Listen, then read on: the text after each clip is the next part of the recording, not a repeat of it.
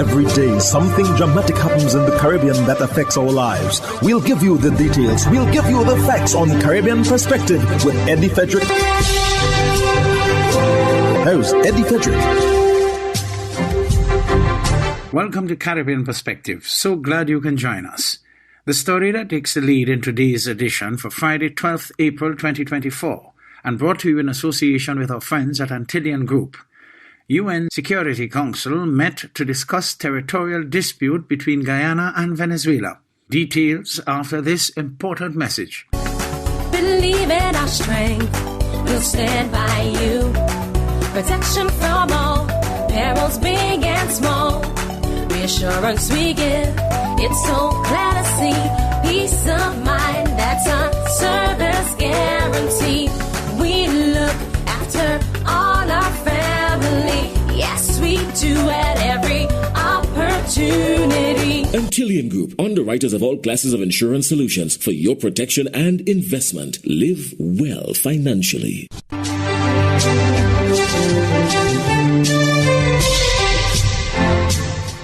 Welcome back. On Tuesday, the United Nations Security Council held a private session to deliberate on and respond to Venezuela's recent declaration of Guyana's Essequibo region as a new Venezuelan state. This meeting signifies the international community's concern over the escalating territory dispute and its potential implications for regional stability. HGP's Tiana Cole provides more details in her report. The meeting was held under the quote-unquote threats to international peace and security. Agenda item to discuss recent developments regarding a territorial dispute between Guyana and Venezuela over the Essequibo region in Guyana. Venezuela was expected to participate in the meeting under Rule 37 of the Council's Provisional Rules of Procedure.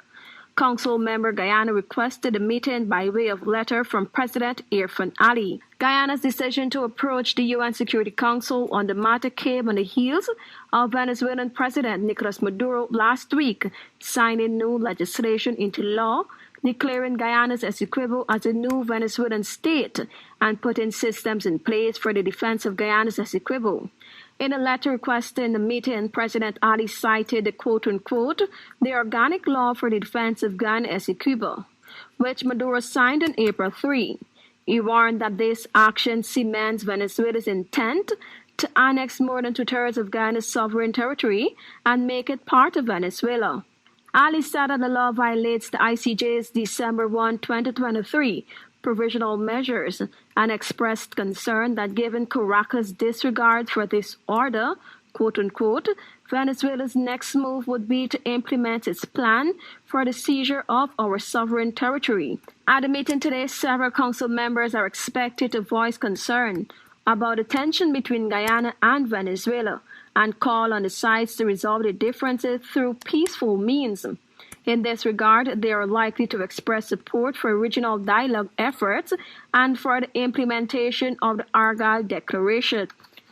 On December 14, 2023, President Ali and Venezuelan President Nicolas Maduro held a meeting in Argyle, St. Vincent and the Grenadines to discuss ways to address tensions arising from the territorial dispute. At the conclusion of the meeting, Guyana and Venezuela agreed to the quote-unquote Declaration of Argyle for Dialogue and Peace between Guyana and Venezuela. In the declaration, the sides pledged to desist from threats or the use of force against each other and committed to continue dialogue on any matters of mutual importance of both countries. They also committed to the quote-unquote pursuance of good neighborliness, peaceful coexistence, and the unity of Latin America and the Caribbean. Tiana reporting for the HGP Night 3 News. Jamaica's new Commissioner of Police, Dr. Kevin Blake, talks tough, commits to continued crime reduction. Anika Lewis of CVM Live reports. Murders are down. The phrase that will undoubtedly vex some when they try to make sense of that decline in light of crimes in the news and around them.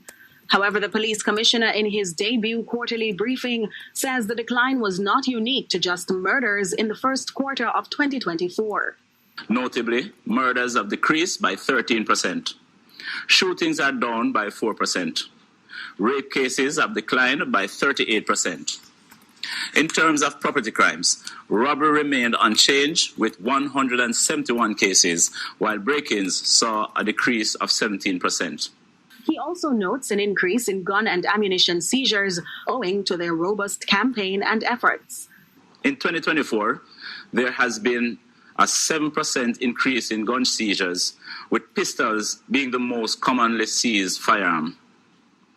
Ammunition seizures rose by 41%, reflecting our intensified efforts to rid our streets of these dangerous tools of violence. We asked for it, and we have been given greater legislative support through a new Firearms Act. In 2024, greater focus will be placed on removing illegal weapons from our streets and communities. But aside from the statistics, the new crime chief took direct aims at the criminals and those who seek to protect them from law enforcement. The JCF urges anyone with information on the whereabouts of criminals to come forward as part of a collective effort to ensure justice and restore peace. We are actively targeting and pursuing those who choose the path of violent criminality with the unrelenting resolve to bring them to justice. To those individuals, let this serve as a warning. When the JCF comes for you, and rest assured we will, it is in your best interest to surrender peacefully. It's also when he appealed to the Jamaican people to, like his predecessor, play their part in ridding their communities of the crime producers by sharing what they know. Mere weeks after occupying his new role, he commits to building on the gains of his predecessor, Major General Anthony Anderson. It's, however, unclear as to how he will treat with the popular crime-fighting tool, states of emergency, used frequently in the last administration. When asked whether SOEs will feature heavily in his strategy, he concluded, I want to just assure you and the public at large that we will utilize whatever resource that exists in its legal realm to keep our communities safe. Nika Lewis, CBM News.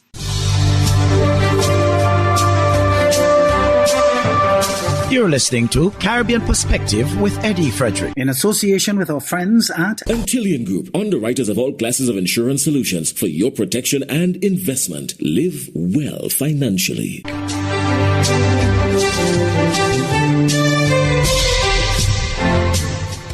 Opposition leader of St. Kitts and Nevis, Mark Brantley, is calling for a collaborative approach in fighting crime in the Twin Island Federation, in light of 2 killings in separate shooting incidents over last weekend. Andre Huey of SKN Newsline has more. The opposition leader in a statement said, I believe that the time has come for government to accept that it cannot fight crime alone. The police and security forces, no matter how well equipped or well intentioned, must have the full support of the community if we are to prevail against the scourge of crime and violence. He added that St. Kitts and Nevis needs all hands on deck, and that the government must extend the hand of cooperation on this issue to the political opposition, the church and community groups, the business community, and nation at large. He said, I call for an urgent and sustained engagement with all stakeholders so that solutions and approaches may be fashioned to confront this problem. Mr. Brantley noted that crime is a society problem and not a governmental one. To tackle it, we need less politics and more policy, less rancor and more cooperation, less talk and more action. Criminals must be made to realize that there is no safe haven for them anywhere in St. Kitts and Nevis, and they and those who aid and abet them must understand that they will have no respite, no comfort, no retreat, and no surrender. Alex Harris of Challengers Village and Rasheal James of Middle Island were both killed in separate shooting incidents on the weekend. Andre Huey, SKN Newsline. The opposition leader in Trinidad and Tobago says arson is now being used by criminals to extort local business owners. Jewel Brown of TV6 News has more. I think Arnold Ram MP spoke a bit about this. Criminals are using arson in addition to murder as a means of extorting business people. Multiple times the issue of extortion has been raised by myself, by others, and the business community.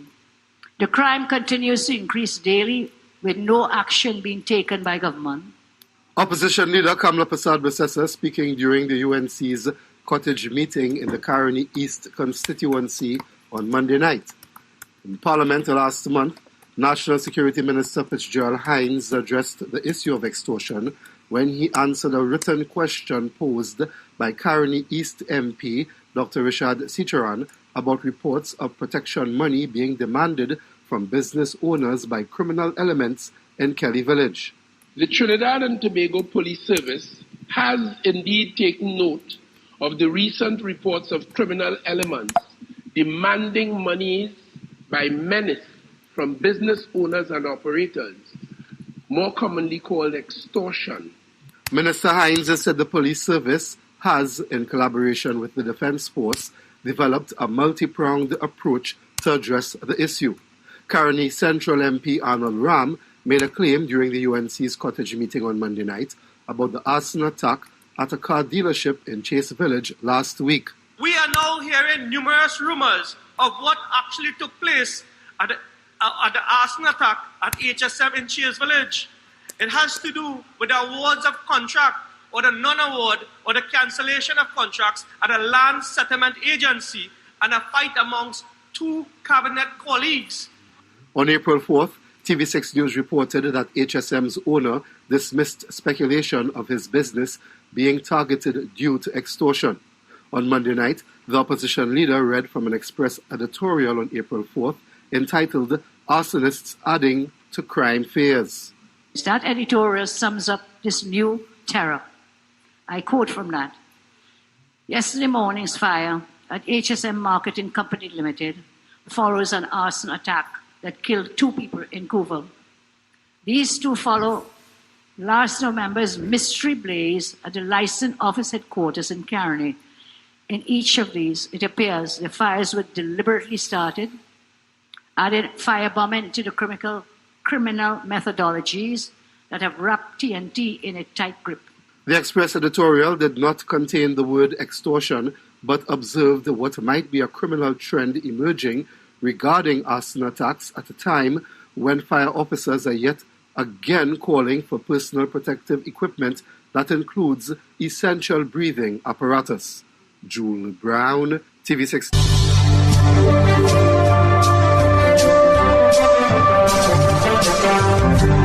Hi, I'm Eddie Frederick, wishing you a restful weekend. This has been Caribbean Perspective, a whole new approach to highlighting developments in the Caribbean. In the meantime, please follow us on Facebook and subscribe to our YouTube channel for daily regional news and more, in association with our friends at Antillian Group.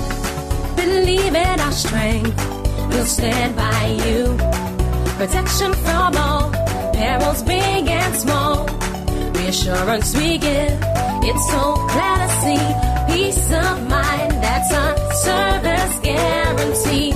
We look after all our family. Yes, we do at every opportunity. Antillian Group, underwriters of all classes of insurance solutions for your protection and investment. Live well financially.